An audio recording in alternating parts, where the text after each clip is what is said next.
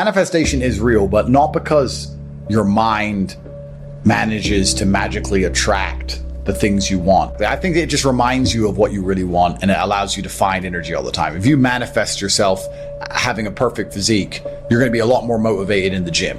It's not the thought that makes the physique, it's the gym that makes the physique. However, the manifestation makes you want to go to the gym. So I do believe that if you understood the power of your thoughts, you'd never think negatively ever again. But I think manifestation works in another way. I also think that once you understand all of the bad things and good things that come into your life are a perfect plan from God himself, you're going to be a lot less affected by the bad things. If something bad happens to you, it's part of God's plan. He knows what he's doing. In the end, you're going to be happy it happened. I often ask people, is there anything bad that's happened to you in the past at the time you were distraught about that you now wish didn't even happen? So if you understand you're always going to get there eventually, why be upset about it now, right? If you know in a year from now you'll be glad it happened, why be upset about it happening now? You have to be cerebral enough about things. As a man, you need to have struggle in your life. I want you guys to actually sit and think, what struggle are you going through daily? What struggle are you undertaking? What struggle are you trying to overcome? Because you should make a list of them. I can know for myself, every single day I wake up and I train physically. Every single day I have to go through X amount of physical pain when my day begins. That is a struggle that must be completed. Then I must try and keep my massive empire online, see my children, take care of everybody. There's struggle involved. My life is difficult. Difficult lives are fulfilling because we used to have to hunt and fish and go out there and go through difficulty to survive. And when I look at men who are physical specimens, I think everyone naturally does this, but I'm going to openly say it. I respect them differently than I look at men who aren't. I have a different level of respect for them because they show me they have discipline. They show me they have motivation. They show me they're capable of doing difficult and hard things. Those are the kind of people I trust. They're not afraid of struggle. They're problem solvers. People who train are problem solvers, and you need to become one, and you need to become very, very adept at solving problems pretty quickly. Do you not understand how intimidating that is just when they look at a group of people and they all look like superheroes and they can tell they're all disciplined, all hardworking, all dedicated, all physically strong? The struggle is what's beautiful about it.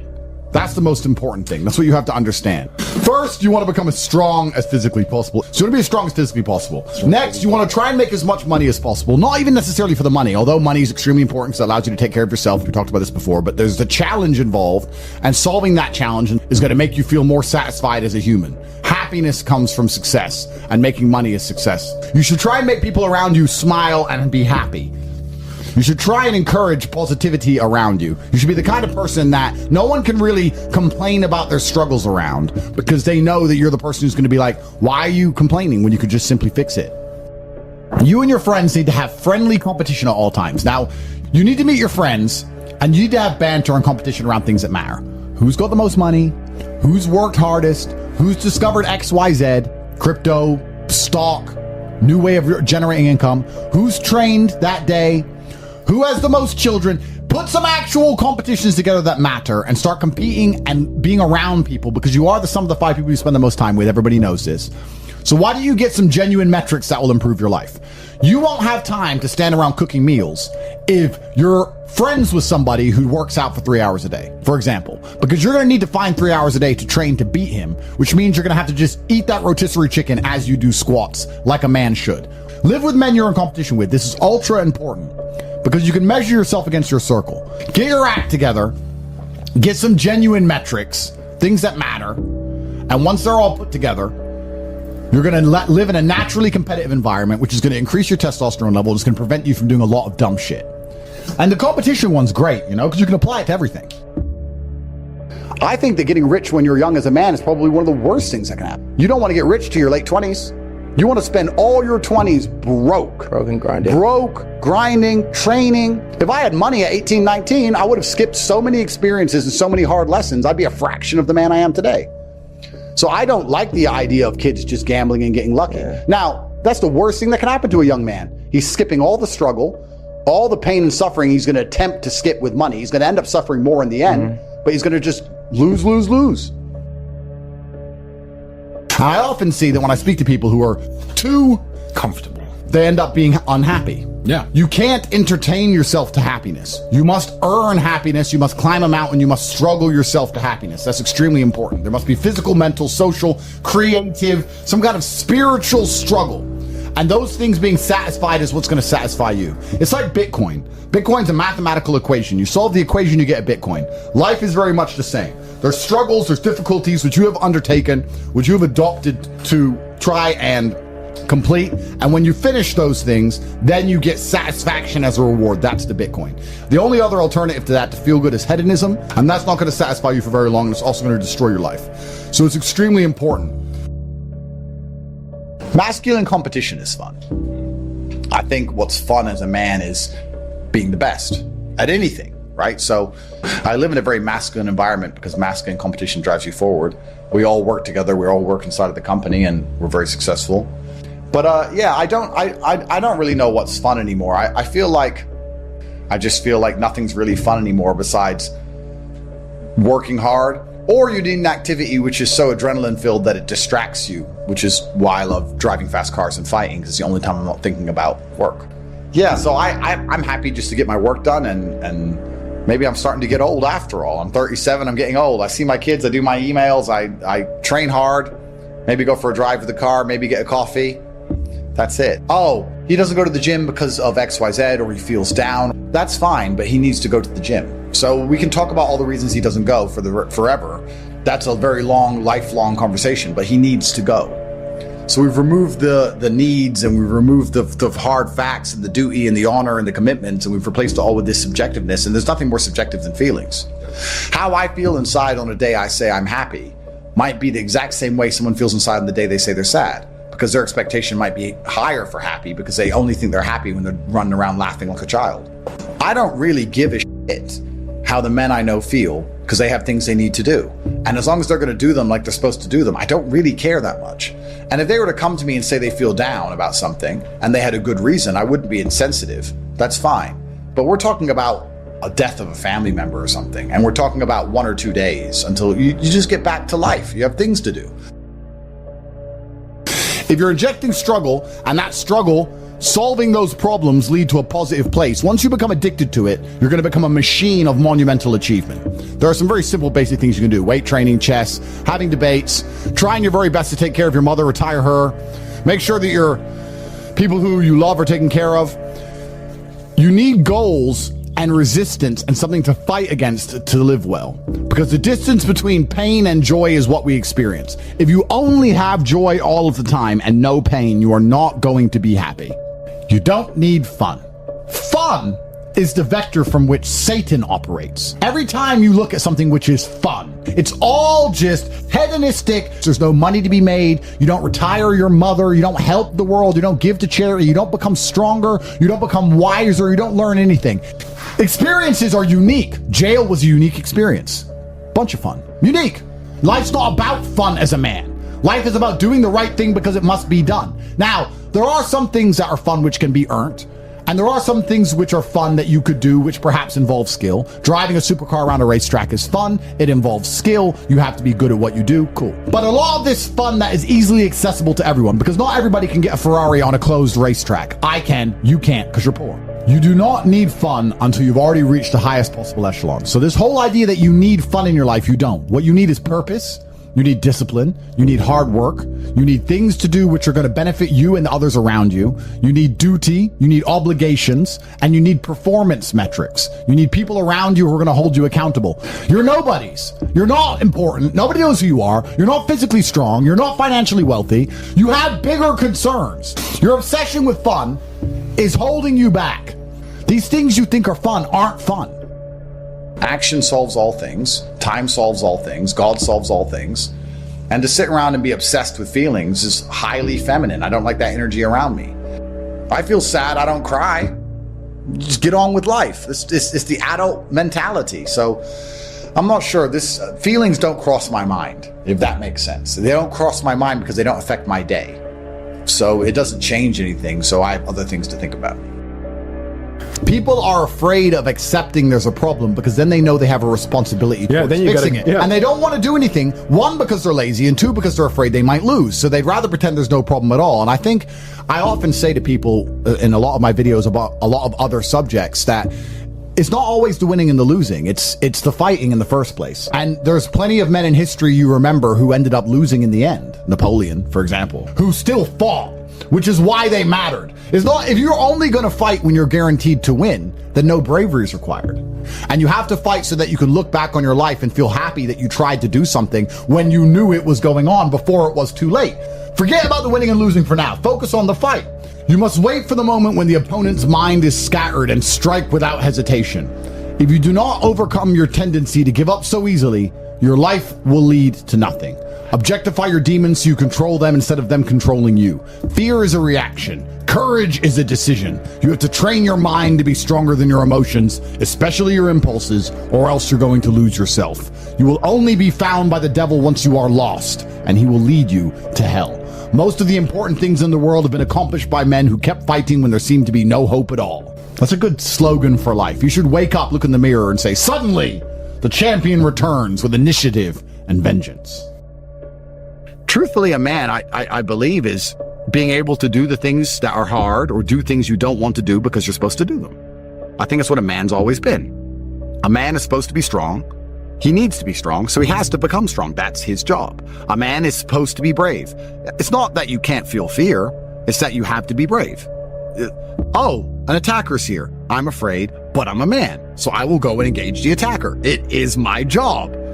And now we're teaching men, you don't have to do what you don't feel like doing. You can do what you do feel like doing. The thing that people struggle with most, especially men, is that we only learn lessons the hard way. That's the problem. You want to be good at learning lessons the easy way, which is really paying attention and making sure the feedback you're receiving, you need to be perceptive to it so that it doesn't have to be so hard hitting. You need to be the kind of person who goes out for a drive and his wheels slide a bit and he slows down. But what people typically do is they go out for a drive, their wheels slide a little bit, they continue, and then they crash. And then they realize I should have slowed down once they hit a tree. They only learn the hard way. But when they got the easy little bits of feedback, they didn't want to pay attention to them because it was easy and they thought they got away with it. And it's the same with a relationship and the same with everything else. There's little bits of feedback. You go, okay, this is going to be a problem later on if I continue. But they ignore that part. They wait for it all to blow up and go wrong. And then they learn. So men only learn the hard way. And the reason they're sitting at home, even if they don't admit to these ailments, wondering why they're so unhappy all the time, is because you're fighting an internal battle. Your monologue is different in your mind from what your spirit truly wants. You want to be respected. You want to be strong. You want to stand up for what you know is right. You want to be a man, and you're just too afraid to engage the enemy. So you're going to self-destruct. You're going to turn on yourself. There's a fire inside of you. There's a fire inside of absolutely every man, and you can either direct it at your enemy and do your very best to destroy him, or it's going to burn inside of you and eat you alive. You have to make a choice. The cowardice that you feel that prevents you from engaging the enemy is the biggest betrayal, because now you're just engaging yourself. The battle's certain either way. So I strongly recommend you find who the enemy is and direct your efforts towards their destruction, as opposed to sitting there allowing yourself to self-immolate. This is actually why people are addicted to video games. Young men are addicted to video games because it mimics virtually what they ought to be doing in the real world. Yeah. Effort in to upgrade their character, to become a better version of themselves so they can do better things than they could previously do and explore new areas of the map. You understand this in video games, and you do it in video games because it's very interesting to do. However, you don't want to do it in the real world. But in the real world, it's so much more rewarding. And I'm actually going to argue that we're living in one of the final periods where that's true. I'd say in a few generations, who you are and who your physical body is may not matter nearly as much. No, but it does matter today. A lot. Exactly. So that's why you should enjoy it while you can. I believe if you lift, stretch, move, improve your body, try and train MMA, learn how to fight, get stronger, get bigger muscles, it's a fast track to self-discipline, which will carry over into all other endeavors. And I would argue that is nearly impossible. In fact, how many people can say the gym saved their life? How many people do you know were depressed, started training, got in fantastic shape, and weren't depressed anymore? It is very easy. The low-hanging fruit is your body and upgrading your body. That is the easiest struggle, which is never going to backfire on you and never going to be a negative towards any other facet of your life. If I say something, I stick to it. I believe that your word is your bond, and you should stick to everything you say. So for me, the simplest life hack is to make sure I never see myself as a liar. If I say something, I'm going to do it. So if I say I'm going to run a marathon, I now have the energy to run the marathon because I don't want to break my word to myself.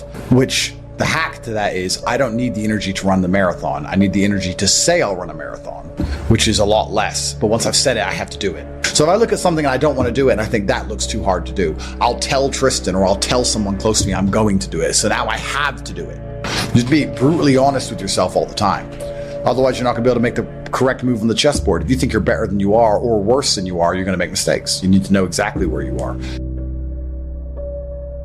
So how do you find happiness? Happiness is in struggle. The struggle and the size of the struggle you're facing, along with how important it is and how important you feel it is deep in your heart, is directly correlated to how successful and how happy you're going to feel all of the time.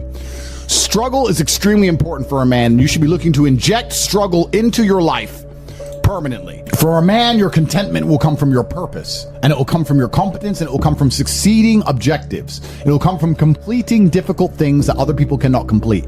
It will never come from the easily accessible hedonism, which you have confused for fun. If everybody can do it, you shouldn't want to do it. If everybody can go to that concert, you shouldn't want to go. If everybody can go to that club, you shouldn't want to go. You should only want to do things others can't do. The only fun I have is doing things I know you're not allowed to do.